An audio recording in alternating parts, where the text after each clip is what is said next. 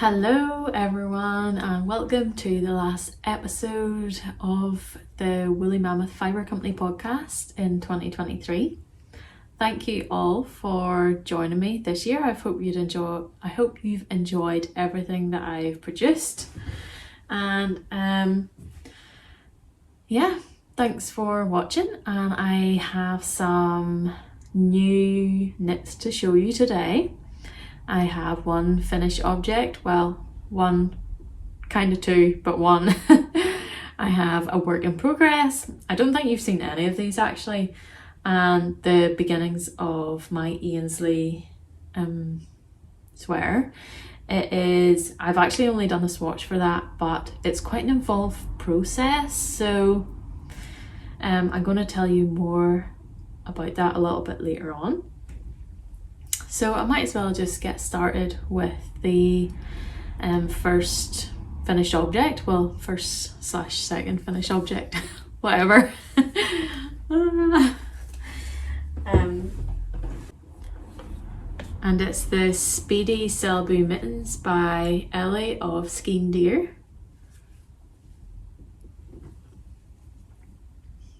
This was a little collaboration I did with Uist Wool. I dyed their glass base, which is black Wensleydale and Scotch Mule, which is a cross between Blueface Leicester and the Scottish Blackface. So in the kit you get one 50-gram blue skein and two 100-gram grey skeins. And I didn't even finish any of the skeins. I think one mitten took about 66 grams. Maybe it was, yeah, maybe less than that, but something around that anyway. I knitted the smallest size. I'd never done a colourwork pattern like this before, and honestly, like, it was easy. At the start when I was looking at the decreases, they confused me here a little bit as to where I could see in the photograph that this bit should be one colour. I pretty much managed it, but after a while it just became obvious what you were supposed to do. So I'm really pleased with how they turned out. The only thing I would say is actually mittens maybe aren't the most practical thing for dog walks, driving, etc. But if it's very cold outside, these would be fantastic. I intend to wear these with my red coat. I had a little bit of a hole here where I attached the thumb. It's pretty good on that side. And then on the other side, I think it turned out pretty nicely. The only other thing I would say is, oh yeah, I did the short cuff too.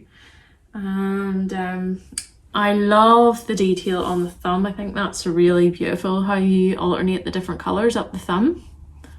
And it's different, the thumb's different on this side than on this side. So I thought that was pretty cool. So I'm really pleased with these. And I do have some kits left in my shop if you would like one yourself. I'll go on to my work in progress before I talk to you about my Colourwork swatch. So I cast this on, I think, after the last podcast episode. It actually goes like this. This is my Eun Sweater, EUN, by November Knits. It's in my buku bag because I take it everywhere because it's a nice simple knit. And yeah, it's very easy knit.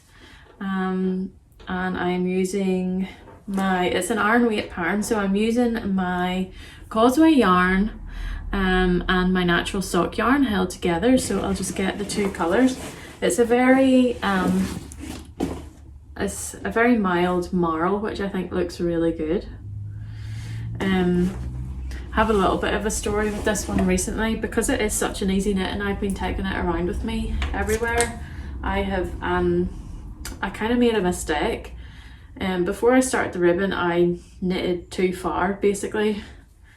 So a few weeks ago, this stockinette section actually probably went down to about here. It was about 3 inches. I had to rip out and re-knit, and now it's about an inch.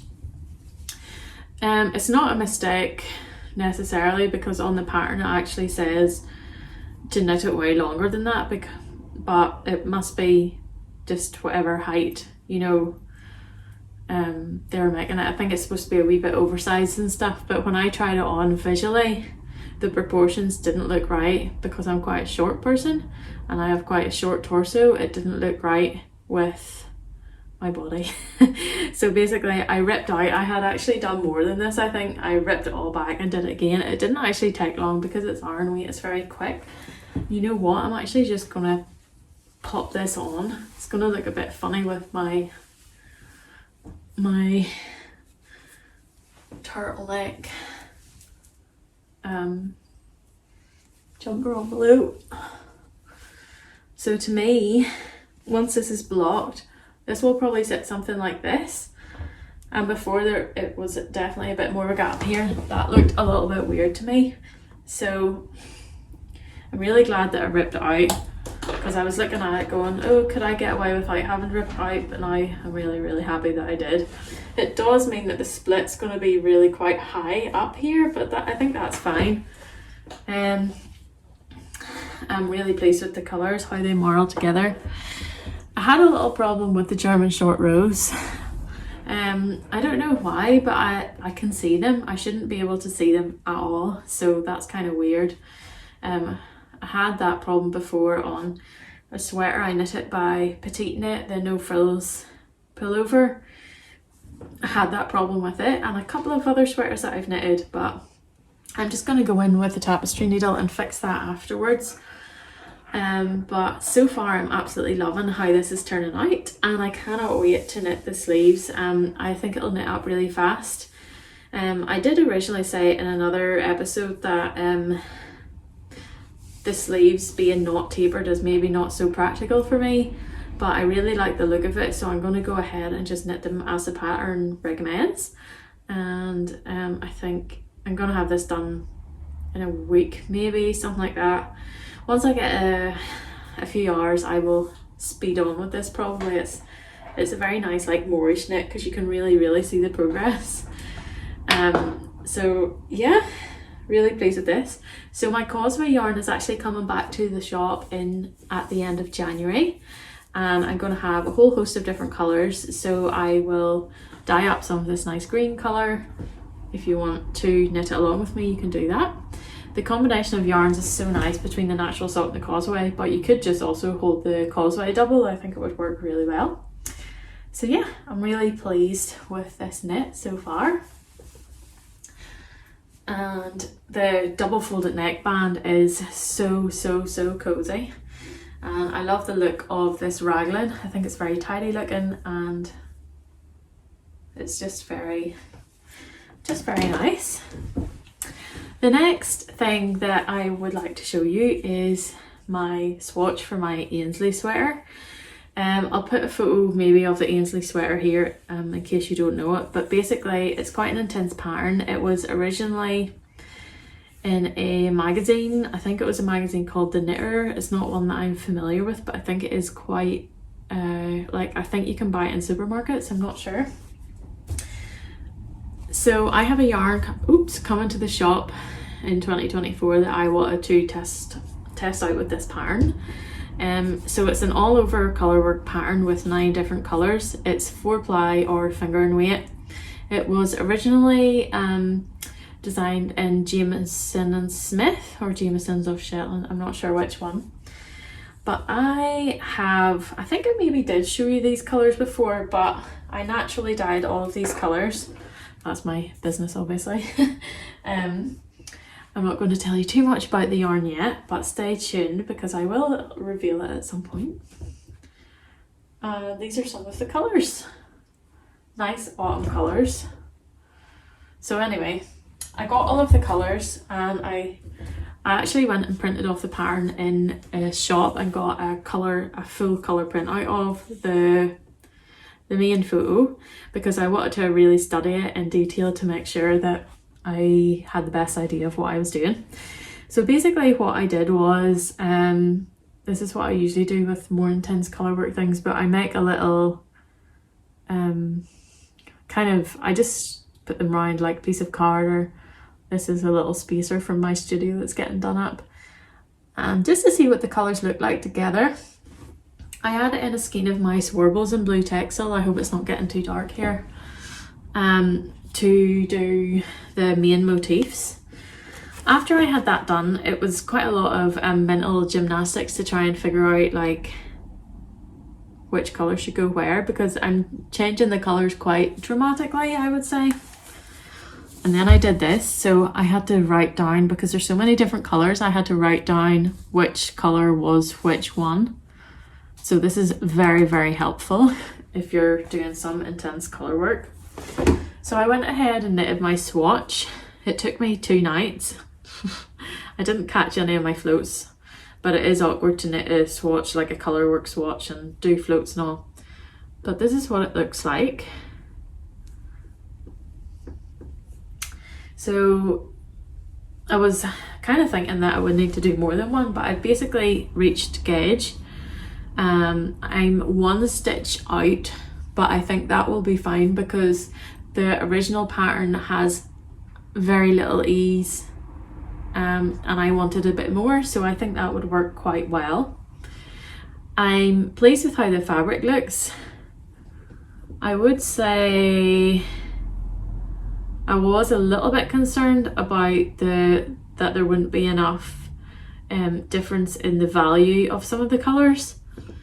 For example, in the pattern, this red kind of gradient was actually like a brown, I think, and this one here, the green, where I've done a green, was like grayscale, I think. So I have changed the colours quite a lot. I did go ahead and block it before measuring the swatch to make sure that I'm reaching the gauge. And another little thing is these 2 bases. This one on the top is woolen spun and the one on the bottom is worsted spun, but they work perfectly well together in Colourwork. There's no problem with that at all. So just in case you have colours that go together that you think look really nice but they're different bases, do just do a little swatch and see, because they might work together really well. So I have a feeling I did play or toy with the idea of doing maybe a different gradient for here, but I think overall I want these reds and the green to be the more dominant colour, so I do think I made the right choice. There was a question over, is this too light next to this terracotta colour? And yes, I did make a mistake here. I made a lot of mistakes in this swatch, so that doesn't bode very well for like actually knitting it.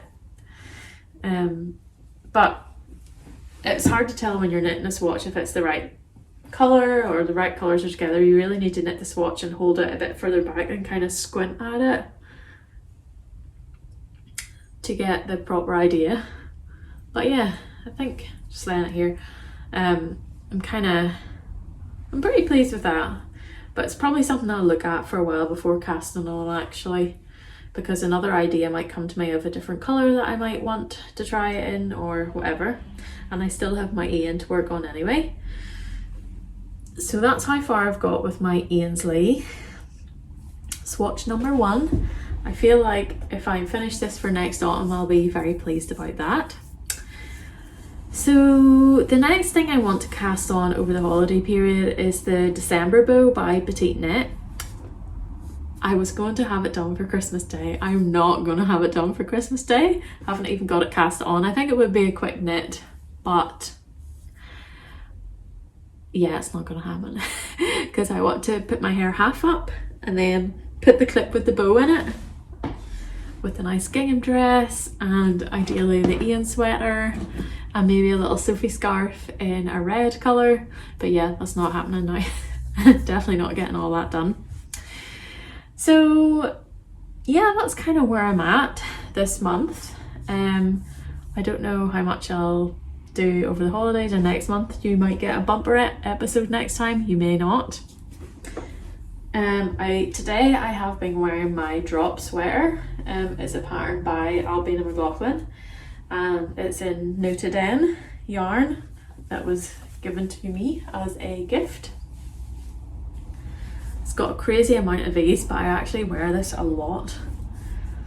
I don't think I bought any yarn this month. Obviously I took stuff from the shop, like to do the mittens, etc. But yeah, no, I don't think I bought anything. So that's basically everything from me this month. Sorry it's a bit of a shorter episode, but yeah, I don't think I've forgotten any projects. Nope, I think that's it. So thank you so much for watching. I hope you enjoyed the Woolly Mammoth Fibre Company channel in 2023, and I hope to see you again in the new year. Bye.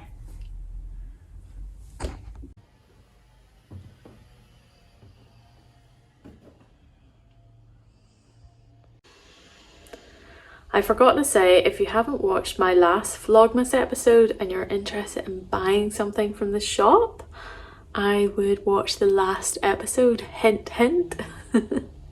See ya.